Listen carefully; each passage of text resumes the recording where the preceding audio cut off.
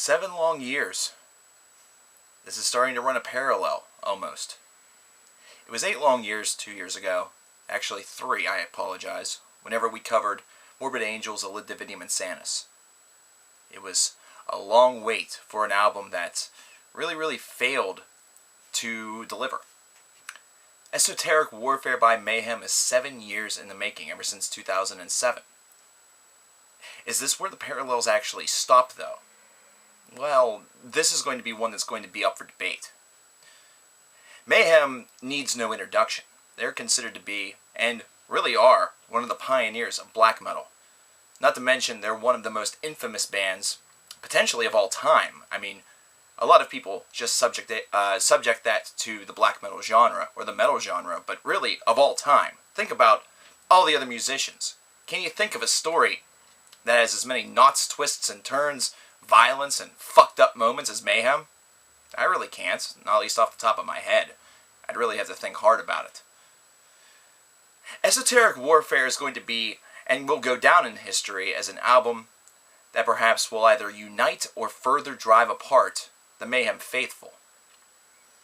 Their previous album from 2007, Ordo AOKO, that's a mouthful, was one that definitely experimented a lot, one that definitely presented a new side of Mayhem, further kind of expanding upon their black metal horizons by adding a little bit of ambience, adding a little bit of just experimental tones, really playing a lot with Attila's vocals, letting him do basically, whatever that he felt, and really creating an atmosphere that really encouraged dissonance, encouraged things that were very difficult to digest, and really, for the time, it was an album that many people praised.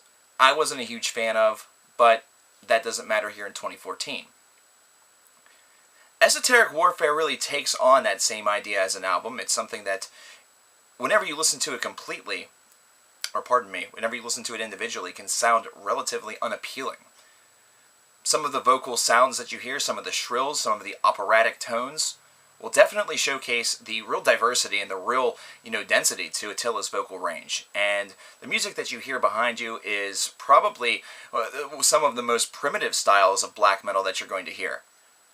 The fury that you really, get from some of the early classics from the scene is not something that's totally ever present here. This is instead something where it's presented at times in a crawl pace as opposed to one that has a little bit more of a speedy fury.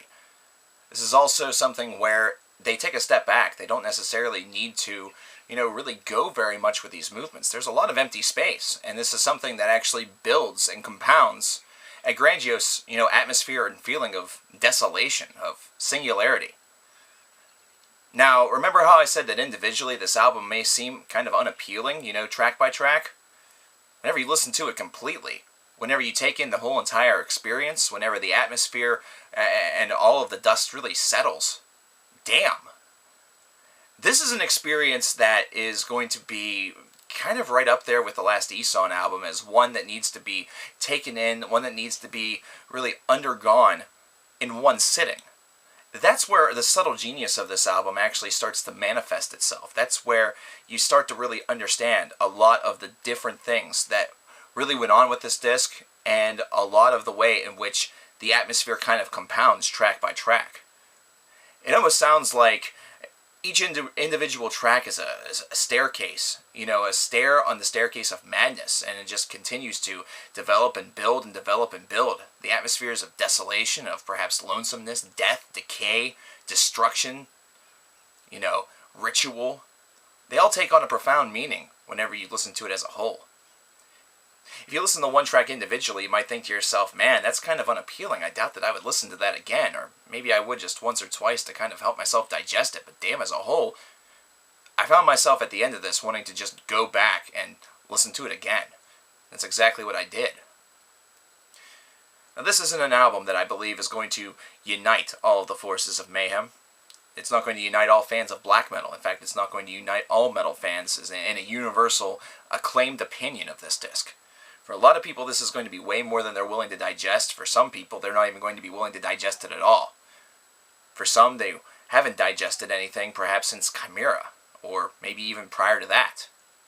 For others, this is something that's just what the doctor ordered. They've been waiting 7 long years to see where the experimentation and where all of the fucked up, soundscapes that they received with the previous Mayhem disc, Ordo Ikeo, where it was really going to go from there. And those individuals, and those willing to brave in the risk and kind of take on a different state of mind and, really look at this thing as a whole as opposed to just as individual, are really going to be kind of rewarded by this. This is definitely one where if I were to be one of those individuals whose desperate goal in life was to really coin the next big, phase of music, the next big sub-genre, I would downright call this avant black metal, which is something that I believe already exists, so I'm really not all of that, innovative with that. But it's certainly something where I would cite this album as definitely a principal influence if that were to happen. And definitely an album that I would showcase as a center point. At its best moments, this is one where the experimentation really helps to illuminate the mood. And where that desolate atmosphere and non-necessary need for constant music being played back really eloquently puts a bow tie on the absolute hell that this sometimes sounds like. I have to praise the different vocal abilities of Attila on this disc, principally because it's such a wide variety and showcases such density, such layering, and such vocal manipulation. It's downright impressive. Now, albeit it's not going to sound beautiful. In fact, it rarely does. Most cases, this is something that sounds very troubled, something that has a lot of showcase of pain to it. Think about whenever you listen to some of the more underground black metal albums. Think about maybe whenever you listen to a band like Shining. Think about bands that actually self-harm while singing or while performing. In some cases, you wonder what the fuck Attila's doing. You wonder if he's self-harming. You wonder if he's, looking down at a lit piece of TNT that's about to explode right in his face. Or you wonder if maybe, just maybe, he's looking over somebody who he just took out and is kind of lamenting the deed, either that or celebrating it.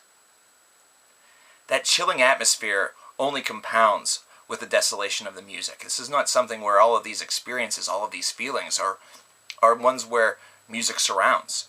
Music doesn't surround us on our daily life, not unless we, provoke it and allow it to, invite it in.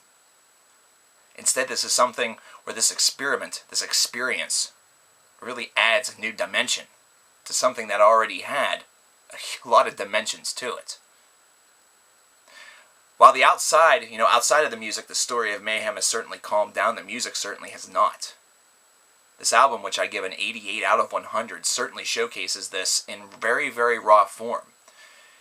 Am I necessarily putting it up there with such classics as their debut? No, but it's pretty damn close. And the reason why it's damn close is because it's an attempt in reinvention that's very similar to the first.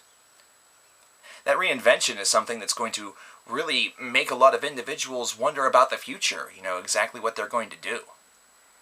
I don't feel this is an album that's going to be consumed by all, even all black metal fans or all Mayhem fans. I think for the name value alone, everybody should listen to this at least once, especially if you call yourself a black metal fan or a Mayhem fan. For those who don't, are going to really be passing up a true experience in desolation, a true experience in really just having all of your senses and feelings kind of removed from everything for a while, and you're kind of just taken on this journey by the seat of your pants, not really knowing what to expect from track to track. Hell, not even knowing what to expect from minute to minute. And I also have to say, whenever the songs really elevate to that 5 to 6 minute long range, that idea of unexpected nature, that unpredictability, really takes on new meaning. What did you think of Esoteric Warfare from Mayhem? What was your favorite track? Or I would ask what your favorite Mayhem album is, but I feel there's going to be a lot of universal opinion on that. But what is it? I'll talk to you guys next time. I'm going to listen to this beast again.